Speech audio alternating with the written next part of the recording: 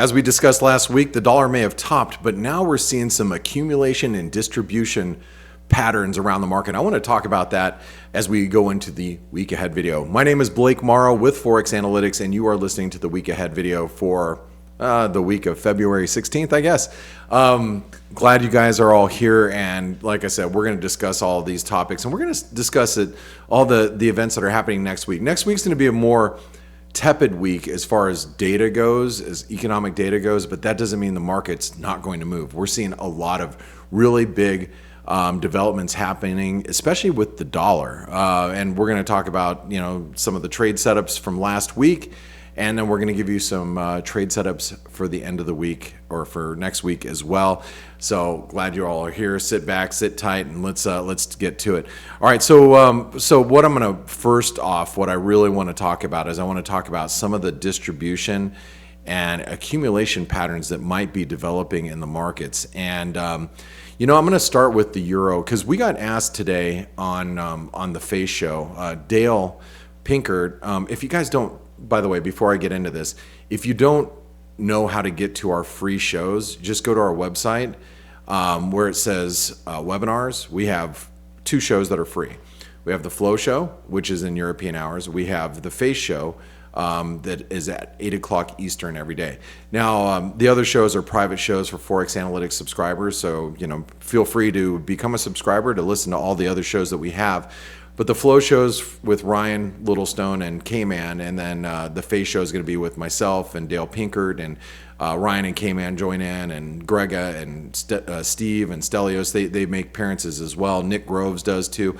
And anyway, today Dale asked about he asked Ryan, what are you going to need to see to be convinced that the euro is turning the corner higher? And his answer was pretty much the same as mine, but I want to talk to you guys about it really quick because I think it's really important. So what we've seen is this big recovery in the euro, and we're closing in on the 38% retracement. You can see this is a 38% retracement. You get above 105.70, and that's going to be pretty bullish. And one of the things that when you use Fibonacci's, I'm going to give you a little lesson here, is when you stop at a 38% retracement, that's usually a continuation pattern. That means if we stop around, let's just call it 106 or so, if it stops around there and it heads lower, then that's going to be, a continuation towards parity. But every bank, just so we're all clear here, every bank is calling for parity in the euro, and for all the right reasons, tariffs, and President Trump and the Trump administration is going to be really hard on that. I get all that, but this is where they become wrong, in my opinion. As you get much above 106, then you have more of a reversal. But and then you start to see a reversal and going in the other direction. But I want to actually bring up a chart or something that we talked about on today's F.A.C.E show, which is called the Wyckoff accumulation distribution patterns. These are not very common, but when you see them happen, you got to take pay attention to them. So what you're going to see is we had a selling climax that took us around 102. You can see it right here. This is the selling climax, and let me move myself here.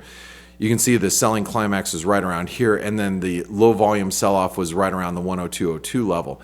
So now we're at the accumulation breakout period where if we break above 105.75, as I was just alluding to, and let me draw that out for you. So if we do this, we break above 106, then you're going to start to see an accumulation going in the other direction. So you're going to start to see this bigger move take place, taking us back towards 110, maybe even higher.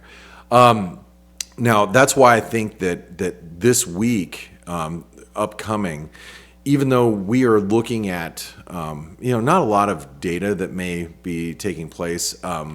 There's a couple central banks. We have the RBA and the RBNZ, but at the end of the week, we have Eurozone, UK, and US PMIs. Now, last month, the US exceptionalism story was kind of put to the test, where the Eurozone and UK PMIs looked a little bit better than the US. And so if that trend accelerates where you start seeing the Eurozone and UK outperform the US, that's just another reason why the euro could actually be developing a long-term bottom before it even hits parity. Now, that's not the only chart that I think is significant right now. I think the other chart that we should be paying attention to is the S&P. Now, we've talked a lot about the S&P, and I'm not sold on the idea that the S&P is in a distribution pattern. Not yet, anyway. But you can see we might have had a buying climax, failed rally, but we're right up against the highs. We would have to see a distinct reversal. Going into this next week, we're going to have to see a distinct reversal going the other direction for us to get, a Wyckoff distribution pattern. Now, I'm not quite there yet, and as you all know, Nick from Trading Analytix, he'll be joining us today. He's going to go over the S&P. I think he's going over NVIDIA, Tesla, and maybe a couple other individual stocks. So make sure you stick around for that. But I believe that we are seeing some distribution patterns in the stock market. But again, I'm not convinced yet until you start to break back below 59.10, the 5900 level, which is right here in the markets. I'm not really convinced that the market's ready to go down just yet. But that's something I wanted to bring to your attention because I think it's very significant in the dollar, because I know that the Trump administration is very hell-bent on trying to weaken the dollar. And they've talked about this week about wanting to weaken yields. Well, so in essence, you want to weaken the dollar as well. When they talk like that, that means that the dollar is definitely in their crosshairs at this time. All right. So anyway, I wanted to have that discussion with you guys. Remember, if you like these videos, make sure you give us a thumbs up. Jump down in the comments below if you see anything else building some sort of accumulation or distribution pattern. They're usually big patterns too that signal a very big top or a bottom in the market. If you see anything like that, jump in the comments below and let us know. We'd like to hear what you have to say. I'm going to be looking for your comments down below as well. Now, I want to discuss some of the things that are happening this next week. And remember, you can follow along in the calendar with Forex Analytics. You can select whatever you want here and follow right along. But we're going to talk about a few things that are happening, and starting with really Monday night. Tuesday morning in Australia, we're going to have the RBA decision. Now, I've talked a lot about the Aussie dollar, and last week we talked about it breaking above 63 cents. Well, it is. It's broken above that level, and you can see it is actually breaking out as we speak. So this is Friday. I'm filming on a Friday, so you can see that the risk is for higher at this point in time. Now, one of the other things that could really bolster the move higher in the Australian dollar going into next week is everybody thinks that the RBA is shifting to a rate cut campaign. They are expected to cut rates. But if we walk away from the RBA meeting thinking, holy crap, they just gave us one and done, then we could see the Aussie really scream higher. Again, what's priced in the market is a rate cut, yet the Aussie dollar is rallying, or the US dollar is selling off. So if we do not get indications that the RBA is going to continue to cut rates, think inflation, guys. I know every consumer globally would love to see lower rates, but if inflation is still pesky, if you will, we could see a further rally in the Aussie dollar following the RBA.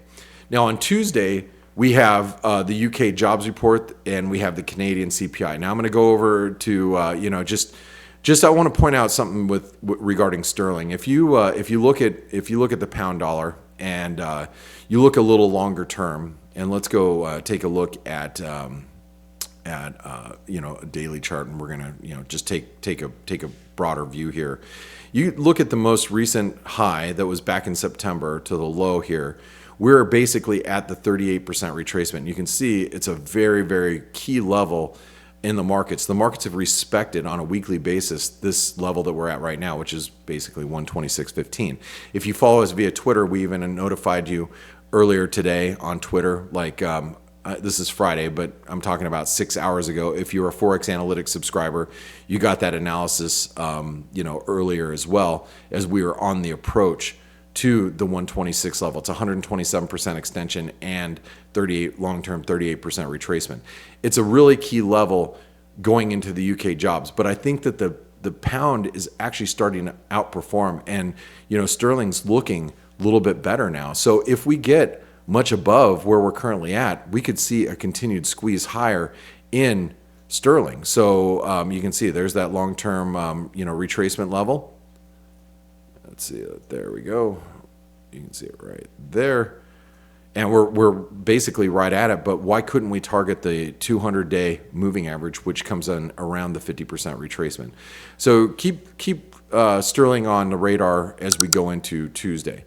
Wednesday, we have Canadian CPI. We talked a lot last week about how the Canadian dollar would break down. It was a very nasty reversal candle, and it has. But the Canadian CPI will be in focus. I'm going to talk a little bit more about the Canadian dollar as we get into our trade setups into next week. So make sure you all stick around for that. Tuesday night, which is actually Wednesday morning in New Zealand, we have the RBNZ rate decision. Now, the market is looking at the RBNZ as cutting rates by 50 basis points. Again, this is pretty aggressive pricing from the market. And what if we don't get 50? What if we only get 25? What if we get a 1 and done? The market knows that we're going to get a 50 basis point cut to 3.75%. But what if we don't? And like I said, what if it's 1 and done? The Kiwi could really continue to squeeze. Now remember, both on the Aussie and the Kiwi dollar, we had false breakdowns. You guys know that, right? We talked a lot about that over the last couple of weeks. False breakdowns tend to lead to breakouts. False breakdown leads to breakouts. And that's what we're seeing right now. Now, what I'm going to do is I'm going to do a little bit further work with the Kiwi, because I want to see how far we could actually stretch our legs here. Because if you look, we're about above the 24% retracement now. And if we extend our legs a little bit with the Kiwi, why couldn't we rally back to the 38% retracement, which is the previous support, which is going to act as current resistance right around there, right? So right around, let's call it 58.50 or so. All right, so the Kiwi, going to be in focus Tuesday night, Wednesday morning in New Zealand. Thursday morning in Australia, we're going to get Australian employment. That's following the RBNZ. And then on Friday, like I said, we're going to have the Eurozone, UK, and US PMIs. I've already gone over the sterling with you guys, and I've already gone over the euro. And like I said, I think the euro's in a very big basing pattern and maybe an accumulation pattern. That's why if we get much above 106, I don't think you want to be short the euro anymore. Now, I've been conflicted about the euro because I do think that the Trump administration is going to go after Europe. But we've seen these tariff moves and these reciprocal tariff moves come in, and the market's brushed them off quite a bit. So it's questionable, but around the 106 level, 105.75, as we've discussed here just a moment ago, it's going to be very, very, very big resistance for the euro moving forward. Now, before I let Nick take over from Trading Analytix and talk about the S&P and everything else, I do want to mention, if you guys haven't taken advantage of this volatility, I mean, we're getting so much volatility. This is a trader's paradise. Make sure you get into the trader funding program. It is a great way to access larger amounts of capital. You can go to a one-step assessment. Excuse me really quick. Sorry, guys. I've actually been fighting a cold or flu all week, so you have to excuse me. We have a one-step assessment where if you're anywhere in the world and you want to access that, that means you have to make 10% without losing more than 6% in a demo environment. But if you think you can do that with unlimited time, you can then access larger amounts of capital. Or if you're outside of the United States and you want to access instant capital, you can do, just basically access immediately larger amounts of capital. But you still have to mind risk management rules. All right. Now, the one-step assessment is really probably the most unique and most beneficial for most traders because it allows you to put up money for the assessment fee. So like, let's say you wanted to do a $100,000 account. Well, it's $1,000 assessment fee. But if you can make 10% without losing more than 6% on a trailing basis over unlimited amount of time, and have access to the Forex analytics community and the chat rooms which we have. And you want to know like what trades I'm in, you want to know what trades everybody else is in, you can go, oh look, Blake just took off, the dollar Swiss and the US dollar Canadian. K-Man is trading this. What positions is Simon in? You can see all the different traders posting what they're buying and selling throughout the course of the day. And look, if you think that can help you pass an assessment, that's why you're in the Forex analytics community. Well, take advantage of the trader funding program. This is, like I said, this is a trader's paradise. I've become much more of an active trader over the course of the last several weeks with President Trump in office, and I expect that to be the case for the next several years, because there are headlines all over that's creating volatility, and so that volatility allows for us as intraday traders to really take advantage of the market. So to learn more about it, go to the Trader Funding Program. And you can find that right on the Forex Analytics website. So with that being said, I'm going to pass it over to Nick from Trading Analytix. He's going to tell you a little bit about how he feels about the S&P, NVIDIA, and Tesla. So enjoy your time with Nick.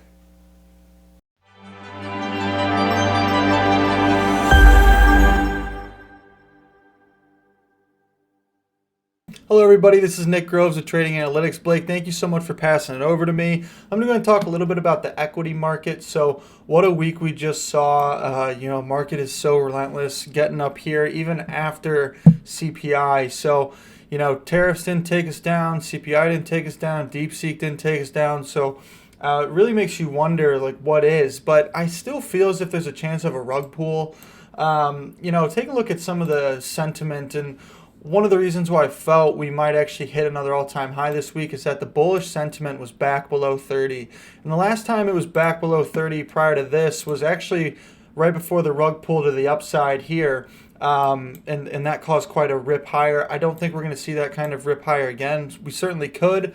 But I think Wall Street might have seen, okay, a lot of people are still bearish. So if it gets up here, and let's say it continues higher up towards 6,200 or maybe 6,184, this 127% extension, that's where I'm going to start probably looking for some short opportunities. Also given seasonality with February, the second half of Feb does tend to be weak. Happy Valentine's to everybody out there as well. So how could we get there? Well, I'm thinking we might want to backtest this 60.85 level. And then head higher from there. I will say, in the event that doesn't happen, and let's say that we just come straight back down, even as someone who's long, I would not want to see that. That would cause a false breakout. Maybe we see a false breakout in the NASDAQ with this maybe heading below its breakout. Something like that would make me feel as if maybe we're going to target a lot lower in the equity market. So it really needs to hold this. I know that we just closed above 6,100 for the week, so that is positive. But we'll have to see how the next few weeks play out. I'm also interested to see how the market reacts to NVIDIA earnings. And speaking of NVIDIA, I'll just go ahead and cover it. So NVIDIA, man, it did get above the 618 today and closed above it, which is interesting. It's a tricky stock, right? It had this head and shoulders pattern, looked like it was going to break down, triggered the neckline, stopped everyone out, and then ripped back up higher. And then it created this larger range, and it's kind of doing something similar. Broke the neckline of the range. Now it's back up after tagging the 618 and this former trendline support, or former resistance, now support. So it makes you feel like, this thing could really rip higher. And it's kind of been the laggard relative to the rest of the market, rest of the Mag 7. So it's finally waking up again. And speaking of waking up, Tesla, man, Tesla has, given us a little bit of action. If you were in the Forex Analytics community, you know that we point out this buy zone in Tesla. I think one of two things could happen. Originally, I felt after this insane run higher that we had up towards 500 that stock was likely to go sideways to down for a bit for a few months, and it's been a few months. So I feel like the stock could wake back up, especially given all the government contract talks, which I think aided in leading it up here. So, maybe there was a buy the rumor, sell the news type event, but that news portion is kind of waking back up again. So this 360 level is very key. You can see we banged our head up on it 3 times, fourth time eventually breaking out above it. So we broke below it. Now it's going to act as resistance for us. So we're going to have to see if it can get above here. There's a V shape, or if it creates a V shape recovery, maybe breaks above 390, it could be off to the races. Conversely, I think if it rejects here, there's a decent likelihood that it probably breaks 300. That's my opinion. So we'll have to see what happens. Like I mentioned, NVIDIA earnings is on the 26th, so not next week, but the one following. But I'm going to go ahead and pass it on back to Blake. If you're looking for more content, check us out on Trading Analytics. Thanks so much and have a great weekend. Cheers. All right, Nick, thank you so much for taking us through the markets. We appreciate you. And you guys, gals, if you enjoy what Nick has to offer, make sure you follow Trading Analytics. You follow Nick on Twitter. You can find those links down below in the description of this video. But for right now, I'm going to tell you how I feel about the other markets as well. Now, we did talk about the S&P, so let me go back over to the S&P. And like I said, I'm not 100% convinced that we're in a distribution pattern, but I did make mention of it, and I'll mention it again. I do think that there's a risk that this is happening, but at the same time, I'm going to need some evidence. So the evidence would be a break below 59.10. And while we're above this level, which is the 618 retracement of what we've seen here, you have to expect that there are higher levels to come. Now, in the event that we do break below 59.10, then I think the market might be in a bit of trouble. But we've seen overall the market really brush off any negative news as far as tariffs go. And I believe the reason why is because the goalpost keeps getting moved back from a time frame perspective. Oh, the tariffs are going to take place in March 1st. No, it's going to be April 1st. But guys, they are coming. Now, I know a lot of you don't believe that they're coming, but I believe that they will be coming. And when they do, and some of these more heavier tariffs come through, it is going to start to affect the U.S. economy and therefore reflect in the S&P. I just don't know if that's going to be here and now. Right now, we have to respect the fact that we are in a very bullish trend in the stock market. Now, I do want to talk about gold because last week we talked about gold stalling at the 2950 level, and notice that we have also, stalled once again today right at that level. So I'm going to be watching gold rather carefully because I think gold is at risk of developing a double top in the market. Now, one of the other markets I did want to cover with you is I did want to cover what's happening in crude oil, because crude oil continues to find support as we come down to this broken trend line. You notice every time we hit this broken trend line, it is supported. That means while we're above $70, you have to be very careful about being short. Now, if it gets down to $70, I think that provides you a really nice risk-reward opportunity to be on the long side. But if we break below 70, that would be really bearish as far as crude oil goes. Last week, we also talked about the bond market and about, in this case, the notes market. We had this inverted head and shoulder pattern. And it has been, and I used the term with Jim Welsh on with the interview that I had with Jim Welsh just today. Actually, it's been very neck-breaking price action this week. You can see the price action is just we thought we were breaking out to the upside. We got slammed down from the underside of this trend line. You can see here we got slammed right back down, and just when you think the market was going to reverse lower, especially after all the hot inflation data that we got this week, we've seen this big reversal. So it's not very easy to read, but my 2 cents would be if we do end up breaking above basically 110 in the notes market in the 10-year, that's going to be extremely bullish. And that means bearish for yields, and that would mean bearish for the dollar. Now, one of the last things I wanted to cover with you guys before we go into the,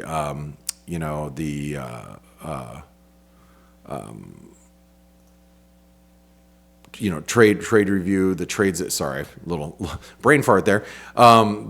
The trade reviews and the setups from last week, and give you the 3 trade setups from this week, is Bitcoin. Now, Bitcoin, we've talked about it being in a bullish consolidation at the highs. It is still, and without any other evidence, it is a bullish consolidation at the highs. That's what it is. But couldn't we say that it is giving us a distribution pattern? I think we could, because if you notice this high right here, this is your buying climax right here. This is your secondary climax right there, which you'll see right here, failed rally attempt. And if we break basically 90,000, if we break 90,000, that would be a very bearish event for Bitcoin.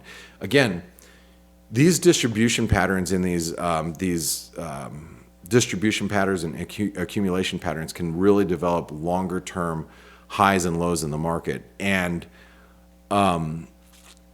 one of the, it's not a, how should I say it? I think I mentioned this to you guys. If not, I mentioned it during our live show. A few weeks ago, I was at a concert with some friends of mine that are not really in the markets, but they know what I do.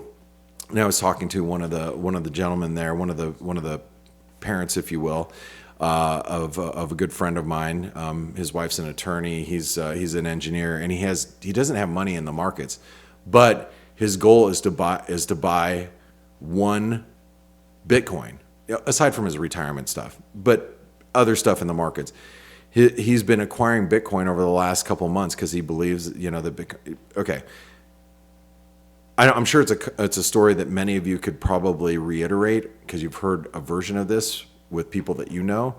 But what's scary to me is when I see people like that are not in the markets, that are just buying because it's the thing they should be buying. This could be a serious distribution pattern developing in the Bitcoin or crypto markets, especially with all the news that we have out and all of the positivity that we've heard with the Trump administration coming in and how crypto friendly they would be. Now, that doesn't mean I'd necessarily want to be short cryptos, but it also is a big warning for those of you that are long that you really have to start managing your risk at this point in time so you don't let your profits get away from you. That is something that I wanted to bring up regarding Bitcoin. Now, this is the time of the video that I want to talk about this is the time of the video that I will talk about the 3 trade setups from last week, and I will give you the top 3 setups of this week. So, first setup of last week. Number 1, dollar CAD. Whoops, let's get over to dollar CAD. Break of 142. Let me read my notes here. Break of 142.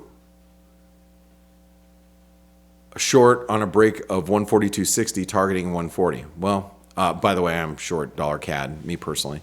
So yeah, broke through 142.60 and we're on our way. Now, the 127% extension of this range that you see here, that's these levels. You can see it right. Actually, you know what? Let me get rid of that. This is not true. Let me get rid of that. The first stop would be 141.17. Yeah, 141.13, right around there. That's going to be your first stop on the way down. And then your next stop is going to be 161% extension, or 140, which would be down there. We had a target of 140. So trade setup number 1, it worked. And hopefully some of you are short dollar CAD and made some money. All right, trade setup number 2 is long Aussie dollar above 63 cents and add above 63.30. Now, we talked about this trade, long above 63 cents, add above 63.30, and then you'd have a move higher. Well, it's trading at the highs of the week right now, and it's on Friday. So trade setup number 2 worked really well. I'm not in Aussie. I can't double up and triple up in all these dollar positions just because sometimes you got to pick your horse, not every horse. Because if you end up going into every dollar position that you are sometimes excited about, you'll end up getting lopsided in the market. So that's trade setup number 2. Trade setup number 3, probably the best one of this week, was short dollar Swiss below 90 cents. Now, it wasn't so great that it broke below 90 cents, but yes, we're below 90 cents. If you shorted it here, you're in the money. Great trade. 3 trades worked. 3 trades I gave you, 3 trades worked. That's awesome. I actually shorted the dollar Swiss when it broke the channel support. And if you guys want to know when I did that, well, all you have to do is go here to the trades room and look for, you know, my dollar Swiss positions from yesterday. And look, like you can see my dollar Swiss positions when I sold it. And then I ended up closing out dollar Mex, and I closed out the dollar Swiss. And I took some money off of there, you know, on the breakdown. So, and then, you know, continued to play it onto the downside. And if you, again, if you're in the Forex Analytics chat room, you guys all know that I did that.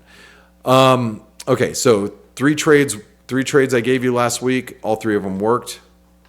It's awesome. Okay, now here's your 3 trade setups for this week. So number 1, I am going to get long the dollar CAD on a break of 140, and I'm going to try to get long at 139.30, which will be right here.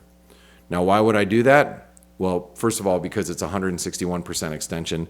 Second of all, it's the 140 level is a massive, massive breakout point. You have to go all the way back here. It's a massive breakout point. And 2, and you guys probably know this because I've said it multiple times, I actually think the Trump administration means business, and I believe that Canada is going to suffer as a result. And does that mean the dollar Canadian is going to 150 from here? I don't know if I would say that, but I think we could get a sizable bounce from the 140 level or just below 140. So I'm looking to get long on the dollar Canadian closer to 139.30 if possible. On a break of 140, I am looking to get long the dollar CAD. Next trade setup number 2. I'm looking to short gold on a double top. Okay, now you can see where we're setting up right now because we just discussed it. The double top, I am actually looking for a break below right here at 86.60. So basically, there's your double top, right? There's your neckline right there. And this is what would be your target for next week on a breakdown below. Now, I wouldn't be very aggressively short the gold market, but a move like that could produce great opportunities for you to be back on the long side around 2,800 too. Right here, you can see that. Whoops, not that. You can see right here. It's going to offer you a really good opportunity to be on the long side right at the breakout point. So however you want to play it, but I think a double top will play back down. It'd be a counter trend move. All right. So that's trade setup number 2. Trade setup number 3. I am actually looking to short the euro at 106. But let me give you the buts, guys. If we get up to 106 in the euro, I am looking to take it on the short side, but I will have very tight stops because, like I said, this looks more like an accumulation pattern because if we break 106, we're probably going to go back towards 110. So I'm willing to trade it on the short side with a really tight stop. But if it breaks out and I take a loss, I'm going to end up going the other direction. And I have no problems doing that either. So guys and gals, if you think these videos are great, give us a thumbs up. You know, give Nick a thumbs up. Tell Nick thank you for doing the week ahead video and giving you his ideas each and every week. And give the team a thumbs up and subscribe to the channel. It's free to comment, it's free to give a thumbs up, and it's free to subscribe to the channel so you don't miss any of these week ahead videos. And you're the first one to get notified on the YouTube channel. So do all that, and thank you all for spending your time with me. I appreciate each and every one of you. I'll look forward to seeing you on the Monday morning F.A.C.E show. Thank you. Hey traders, this is Blake Morrow with Forex Analytics. Thanks for stopping by our YouTube channel. Don't forget to like these videos, share them, and subscribe to our channel so you don't miss any of the content that we provide here for free. Thanks for stopping by. I'll see you in the next video.